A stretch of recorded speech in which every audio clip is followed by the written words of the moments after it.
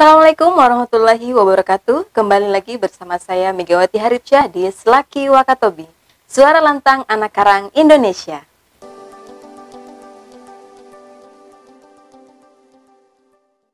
Baik sahabat Selaki, senang sekali bersama saya kembali berjumpa dengan sahabat-sahabat sekalian. Tentunya dengan tema-tema dan informasi yang sangat bermanfaat untuk masyarakat sekalian. Oke, hari ini mungkin teman-teman penasaran saya ditemani oleh siapa? Saya ditemani oleh Bapak Arman Alini, SPI MM. Selamat siang Pak, salam Selaki. Ya, Bapak Arman Alini ini adalah sarjana magister perikanan di Unhalu ya Pak, mohon dikoreksi Pak. Ya, sarjana perikanan, magister manajemen itu S2-nya. Oke, baik. Bapak Arman Alini ini sebagai sekretaris Komisi 1 Partai Golkar dan Ketua Komisi 1 DPRD Kabupaten Wakatobi. Oke, baik, tema hari ini tentunya teman-teman pengen tahu banget ya. Hari ini kenapa saya manggil Bapak Arman Alini? Tentunya kita akan membahas tentang prospek perikanan budidaya. Oke, mungkin Pak untuk di masyarakat kita di Kabupaten Wakatobi belum terlalu paham nih tentang perikanan budidaya atau budidaya perikanan di Kabupaten Wakatobi. Sebagai gambaran umum nih, kalau kita tinjau dari aspek perikanan kelautan yang dilihat sebagai leading sektor Kabupaten Wakatobi, bagaimana tuh pandangan Bapak? Ya, terima kasih. Kalau saya mencoba memberi gambaran secara umum dulu tentang perikanan budidaya. Iya. Perikanan budidaya ini adalah kegiatan terencana dalam rangka pemeliharaan sumber daya hayati perairan. Iya. Yang tentunya kegiatan aktivitas ini diharapkan ini bisa kemudian menghasilkan dan nelayan kita bisa panen. Ya. Ya, di sisi lain kalau kita bicara konsep budidaya dalam perencanaan budidaya yang kita kenal dengan aquaculture engineering, tentunya aktivitas budidaya ini harus melalui beberapa tahapan. Ya. Yang pertama adalah bagaimana persiapan lokasi. Ya. Kemudian yang kedua, setelah lokasi itu disiapkan, kita butuh pemilihan atau seleksi benih. Betul. Setelah benih diseleksi, kemudian tahapan selanjutnya adalah bagaimana proses pembudidayaan yang hakikinya. Tentunya pembudidayaan yang maksud adalah bagaimana pemeliharaan. Ya. Kemudian bagaimana kontrol. Kontrol yang maksud adalah kontrol kualitas air. Kemudian bagaimana pemberian pakannya. Ya. Sehingga semua tahapan ini ketika kita lalui secara terarah, maka insya Allah hasil panen budidaya kita itu akan sesuai dengan harapan kita. Itu pandangan umum tentang budidaya. Aktivitas budidaya selama ini yang dilakukan oleh masyarakat Wakatobi, ya sebetulnya kalau kita bicara hierarki budidayanya lebih pada upaya kegiatan pembesaran. Misalnya nelayan kita di Tomia menampung lewat keramba jaring apung, misalnya kerapu, kemudian ikan putih. Dan budidaya yang dilakukan dari turun-temurun juga misalnya aktivitas budidaya rumput laut yang dilakukan oleh masyarakat di Tomia, kemudian di Wangi-Wangi Selatan, kemudian saudara nelayan kita di Kaledupa. Itu tentang gambaran umum budidaya. Apa kemudian hubungannya dengan leading sektor Wakatobi? Saya melihatnya kegiatan aktivitas budidaya perikanan sebagai bagian dari leading sektor ini belum terpotret dengan baik. Belum diintervensi oleh kebijakan pemerintah daerah, sehingga ini harus kita ke depan mesti kita adakan pemetaan tentang persoalan ini. Itu yang menjadi gambaran umum yang bisa saya jelaskan tentang perikanan Wakatobi yang belum terpotret dengan baik pada kebijakan pemerintah Kabupaten Wakatobi tentunya. Oke. Baik, ini pembahasan yang sangat menarik buat teman-teman yang baru saja bergabung di channel kami. Jangan lupa untuk subscribe, like, dan share ke teman-temannya untuk lebih mengedukasi lagi teman-teman yang belum paham tentang perikanan budidaya. Oke, baik, kita lanjut selanjutnya Pak Arman. Seberapa besar kontribusi sektor perikanan terhadap Kabupaten Wakatobi? Kalau kita melihat perjalanan Wakatobi, kita ini alhamdulillah sudah 18 tahun ya, sejak tahun 2003. Ya. Wakatobi dia mekar sebagai kabupaten otonom. Harapan kita sektor perikanan ini bisa berkontribusi sebesar terhadap PAD kita. Tapi faktanya kita dalam perjalanan yang tanpa arah. Ya. Sektor perikanan Wakatobi ini belum bisa memberi andil yang besar untuk membangun kemandirian ekonomi warga kita. Kenapa? Ini yang belum ditreatment dengan baik. Harapan kita ke depan ya di negeri ini ada pemimpin yang punya inovasi baru, kemudian ada gagasan cerdas untuk kemudian perikannya lebih dilirik. Kenapa? Karena mayoritas masyarakat Kabupaten Wakatobi ini adalah nelayan. Kita punya 97% wilayah perairan, kemudian daratan kita hanya 3%. Tapi kenapa ini potensi perairan, sumber daya di perairan laut kita tidak terpotret dengan baik? Kalau kita bicara pada konteks kontribusi PAD, malah Wakatobi ini PAD yang lebih besar itu dari sektor pertanian. Misalnya ada petani jambu kita yang kemudian punya aktivitas harian, itu bisa berkontribusi real itu ketimbang misalnya perikanan kita. Kenapa? Kita melihatnya perikanan kita ini belum terkonsolidasi dengan baik. Perikanan kita ini belum dibangun pohonnya. Misalnya saya ambil contoh, semenjak 18 tahun kita berwakatobi sudah ada kayak yang dilakukan oleh pemerintah dalam rangka mengidentifikasi berapa kelompok pemanfaat yang bisa kemudian diberi stimulan atau diberdayakan di wilayah pesisir kita. Sehingga di potret APBD kita tahun 2022 kemarin, kita mencoba melihat bahwa bagaimana perikanan ini dengan konsep pemerintahan baru Merdeka Pangan, itu bisa diapresiasi nih bagaimana perikanan kita ini mampu menggenjot pendapatan asli daerah kita. Karena tren PAD kita dari sektor perikanan, kalau saya tidak salah di tahun kemarin, tahun 2021 itu hanya sekitar kurang lebih 200-an juta. Ini miris ini. Kita punya potensi sumber daya di perairan begitu besar, potensi laut kita yang banyak, kemudian nelayan penggerak kita yang begitu besar tidak mampu memberi kontribusi terhadap pendapatan asli daerah. Ini yang mesti harus diprogres, diapresiasi dan diinisiasi ke depan agar kemudian perikanan ini lebih kelihatan sebagai leading sektor. Baik itu Pak, apakah kemudian di situ pemerintah Kabupaten Wakatobi mendapat tantangan yang sangat besar sehingga semua itu bisa terjadi untuk di bagian perikanan? Apa kira-kira tantangannya Pak?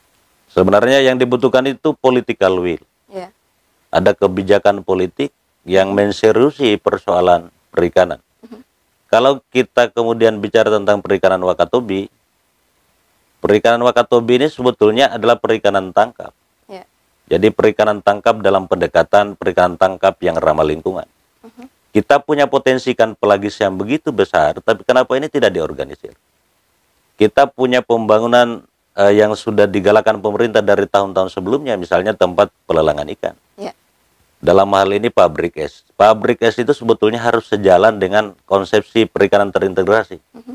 Misalnya kenapa kita tidak misalnya buat Wakatobi Fisheries Integrate misalnya. Jadi nelayan Wakatobi yang terintegrasi yang kita gagas ke depan mudah-mudahan di kepemimpinan baru ke depan dalam perjalanan politik Wakatobi ini mesti harus dipotret. Karena perikanan terintegrasi itulah kemudian nelayan itu dia menjadi bagian dari pelaku usaha.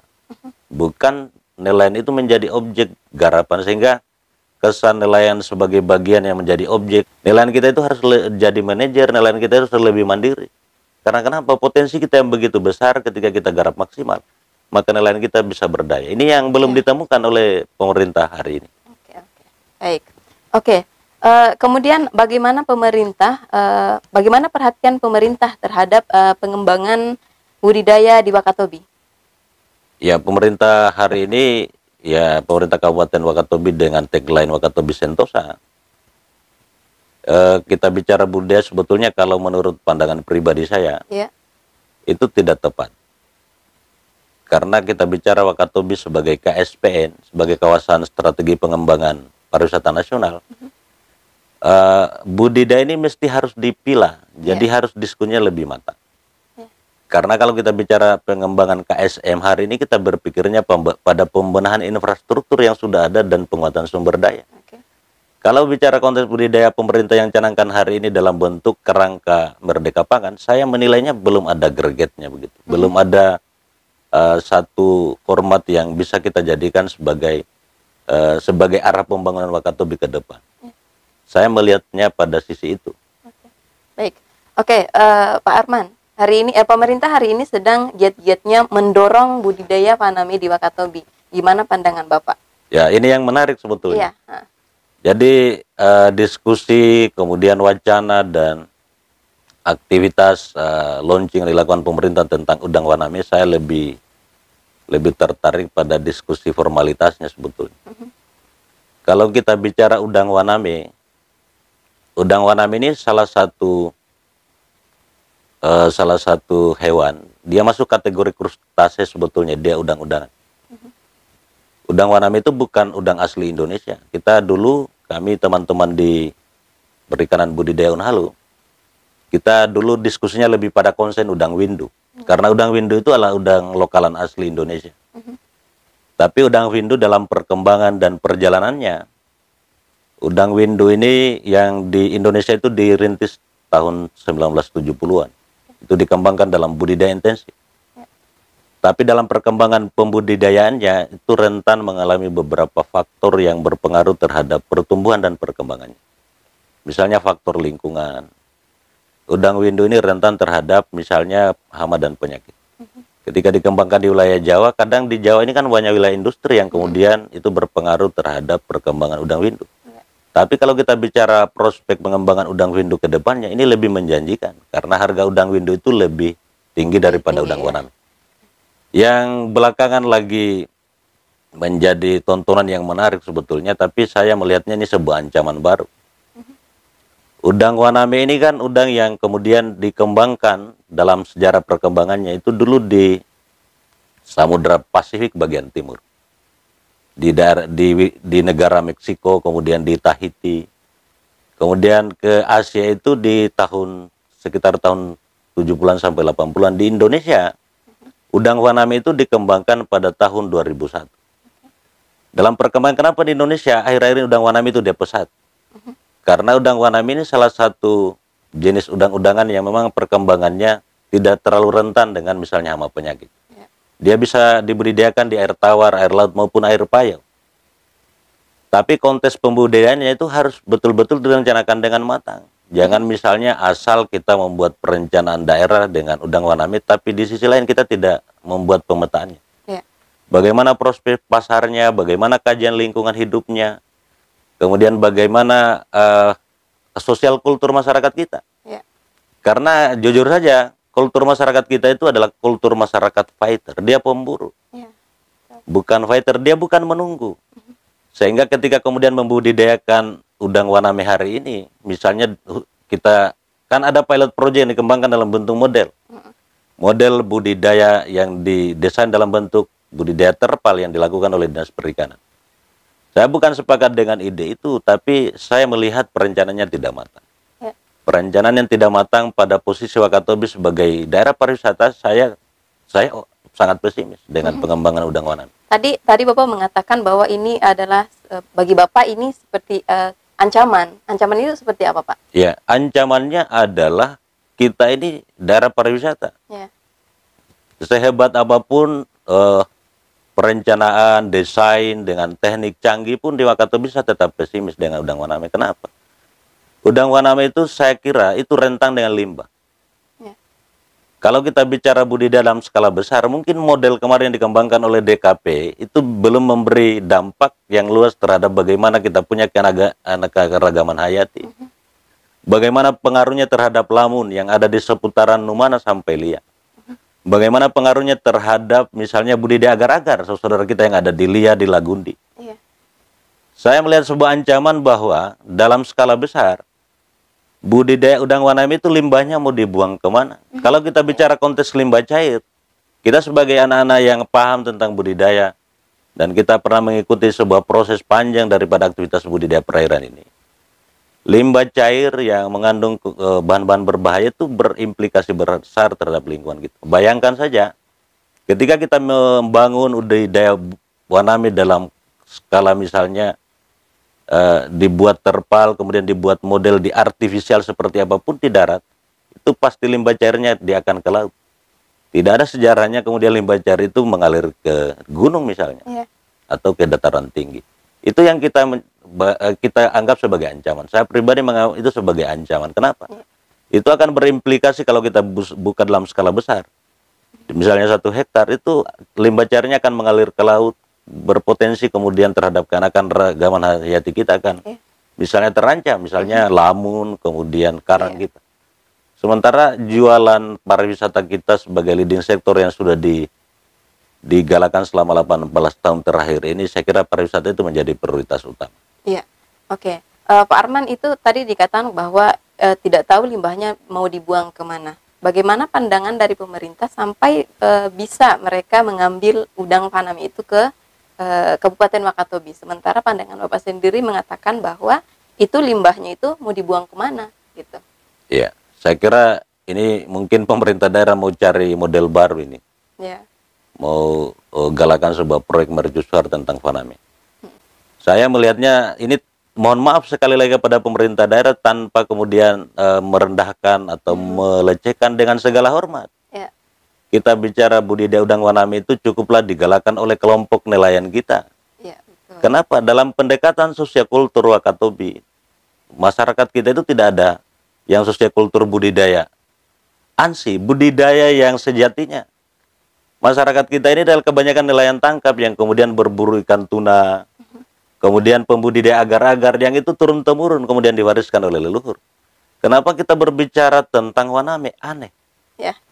Kalau waname itu dikembangkan di Bombana ratusan hektar karena lokasinya sangat memungkinkan.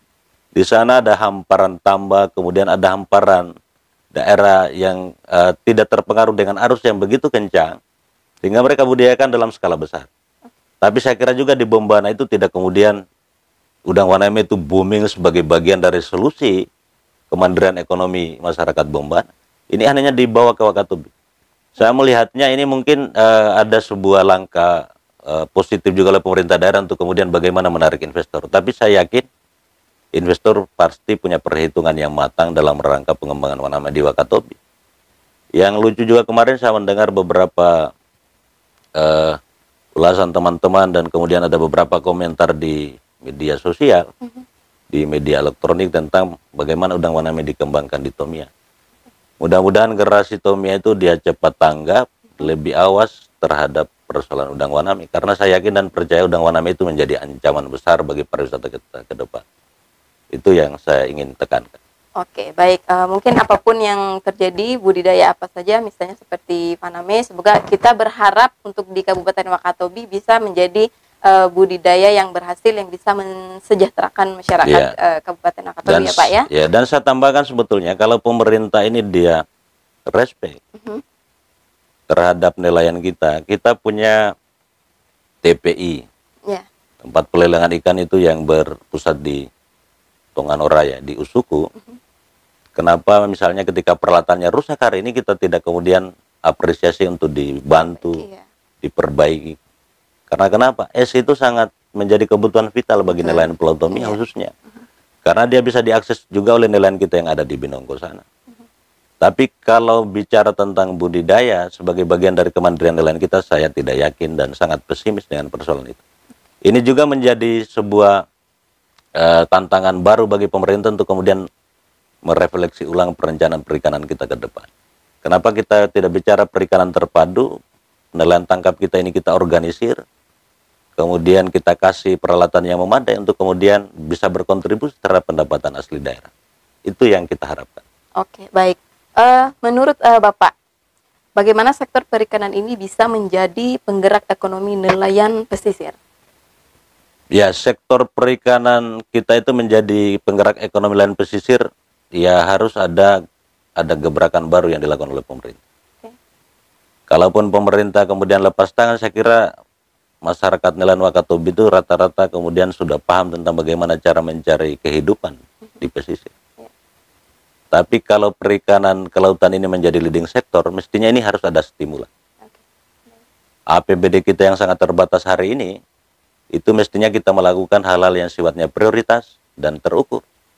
Jangan kemudian kita membuat sesuatu yang tidak terukur dengan APBD kita yang sangat minim.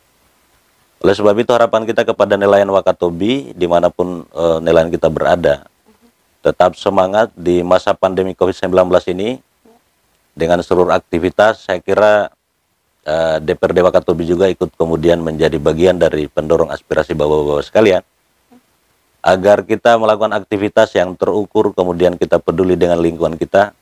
Sekali lagi nelayan tangkap itu harus menjadi prioritas utama untuk kita beri stimulan, kita kasih bantuan, agar mereka bisa berdaya dalam menghidupi kehidupan sehari-harinya.